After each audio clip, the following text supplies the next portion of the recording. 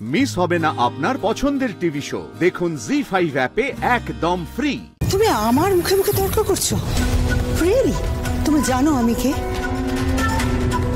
বিজয়াদি, এই মেয়েটা তখন থেকে আমার সঙ্গে মুখে মুখে তর্ক করছে, অসভ্যতা করছে, আর তুমি দাঁড়িয়ে দাঁড়িয়ে দেখছো। ওকে বের করে দাও এই বাড়ি থেকে রাইট নাও।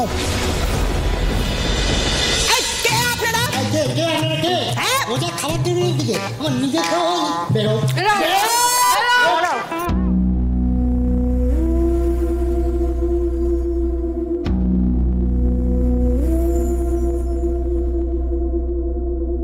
নন্দিনী আন্টি,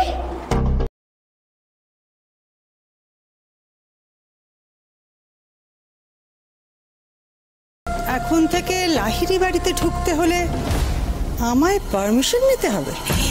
এ মা, দিদি, ছি ছি ছি ছি ছি ছি, ওনারা যে আপনার সঙ্গে এসেছেন সেটা বুঝতেই পারিনি। বুঝতে পেরেছো? নাও ক্লিয়ার দিস প্লিজ। ড্রয়িং রুমটা খালি করতে হবে, সন্ধ্যেবেলা এখানে একটা পার্টি আছে ওনারা।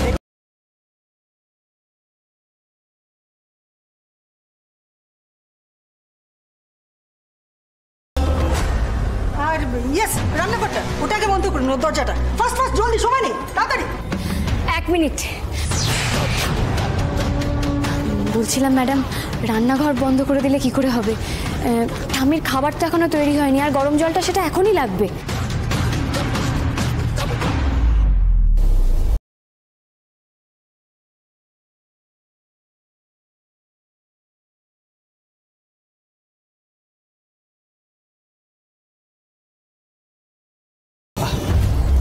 বিজয়াদি, এসব কি ধরনের মেয়েদের কাজে রেখেছো? ম্যানার্সি জানে না? তুমি আগ বাড়িয়ে কথা বলতে এলে কেন? একটা ইনস্ট্রাকশন দেওয়া হয়েছে, সবাই সেটা ফলো করছে, তুমি বাধা দেওয়ার কি? আমি তো নার্স ম্যাডাম, আর আমার পেশেন্টের খেয়াল রাখাটাই আমার দায়িত্ব। আর এখানে যারা আমাকে রেখেছেন, মানে পেশেন্টের ভার যারা আমাকে দিয়েছেন, তারা তো পেশেন্টের ভার নেওয়ার জন্যই আমাকে টাকা দিচ্ছেন।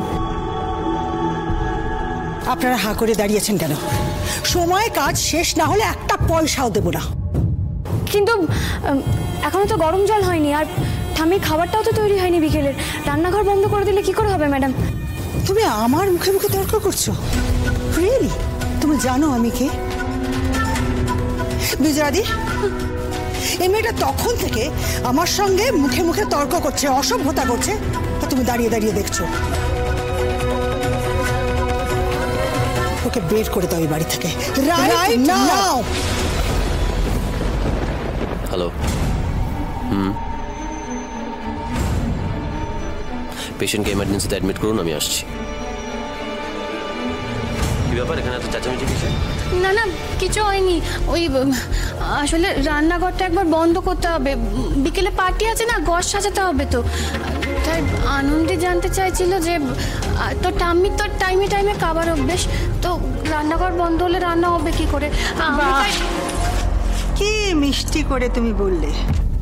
আদি বুঝতেই পারলো না ওই মেয়েটা এতক্ষণ ধরে আমার সাথে অসভ্যের মতন তর্ক করে গেছে। সারাক্ষণ সকলের দোষ থেকে তুমি যে কি পাও খেয়ে জানে। এনিওয়ে আদি, আনন্দি, ঠাম্মির ডায়েটের যেন কোনো নড়চড় না হয়, তার জন্য যদি রান্নাঘর খোলা রাখতে হয়, রান্নাঘর খোলা থাকবে। ঠাম্মি ঠিক যে সময় যে খাবারটা খান, সেই সময় সেই খাবারটাই খাবেন, আর এটা দেখা আপনার দায়িত্ব। একদম স্যার। মা, আমি বেরোলাম, ক্যান্টিনে খেয়ে নেব। আদি, আদি, তুমি কোথায় যাচ্ছ? দেখো, তোমার বাবা এই পার্টিটা মেনলি তোমার জন্য অ্যারেঞ্জ করছেন। কত রিপিউটেড ডক্টর আসবেন, আর তুমি এরকম একটা ইম্পর্টেন্ট পার্টি ছেড়ে চলে যাচ্ছ। এই পার্টিটার থেকে আমার পেশেন্টের কাছে থাকাটা বেশি ইম্পর্টেন্ট, তাই আমি এখন ওদের কাছেই যাচ্ছি, সেটাই আমার কাছে বেশি জরুরি।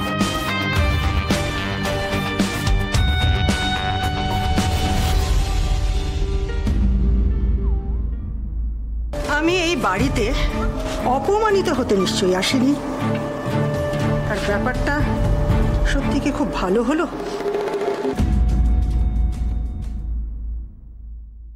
দিয়া দিদি, তুমি যাও গিয়ে তোমার হাতের কাজ করে নাও, আমি ঠাম্মিকে ওষুধ দিয়ে দিচ্ছি।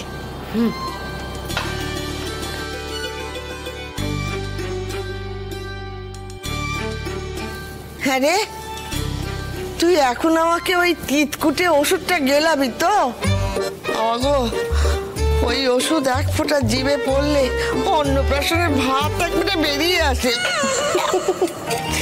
দূর দূর ঠাম্মি, তুমি ওষুধের কথা ছাড়ো। শোনো না, আজকে নিচে গিয়ে শুনলাম যে বাড়িতে নাকি আজকে অনেক বড় করে পার্টি আছে। আচ্ছা ঠাম্মি, তুমি ওই পার্টিতে কি পড়ে যাবে গো? আর ওখানে কি কি রান্না হয়, আর যা যা রান্না হয় তার মধ্যে তুমি কি কি খাবে? তুই থাম দেখি, বেল পাকলে কাকে কি? হ্যাঁ সেই এইসব বলে বলেই না তুমি তোমার শরীরটা আরো খারাপ করেছো। আরে বাবা, কপা সিঁড়ি নিচে নামলে কত মজা, কত আনন্দ বলো তো। কোথায় মন খুলে আনন্দ ফুর্তি করবে।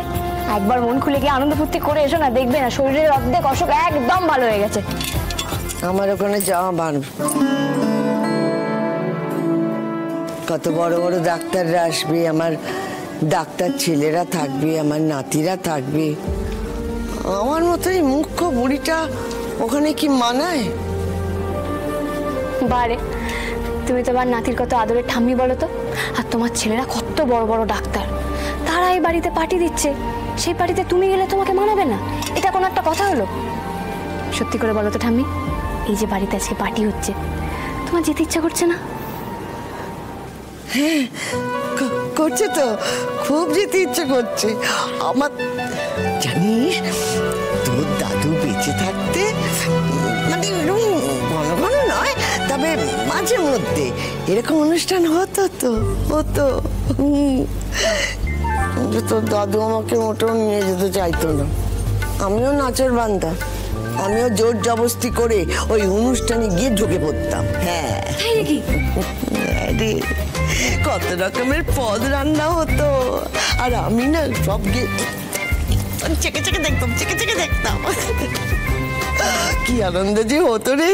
জানিস তো, আমি গান গাইতাম, আবার নাচতেও ইচ্ছে হতো। সে মহা ফুর্তির দিন ছিল। আর এখন ওই হাঁটুর ব্যথা আর কোমর, তাতেই কাত হয়ে গেছি রে। এটা তুমি কি বলে দিলে ঠাম্মি? তুমি গান গাইতে? হ্যাঁ হ্যাঁ, তা কি গান গাইতে শুনি? সে গান তোরা শুনেছিস নাকি? বারে, শোনালেই শুনবো, তুমি শোনাও না। শুনবি? হ্যাঁ হ্যাঁ, শুনবো শুনবো শুনবো। একটু একটু এদিকে। দাঁড়া দাঁড়া দাঁড়া দাঁড়া দাঁড়া, শোনাচ্ছি শোনাচ্ছি।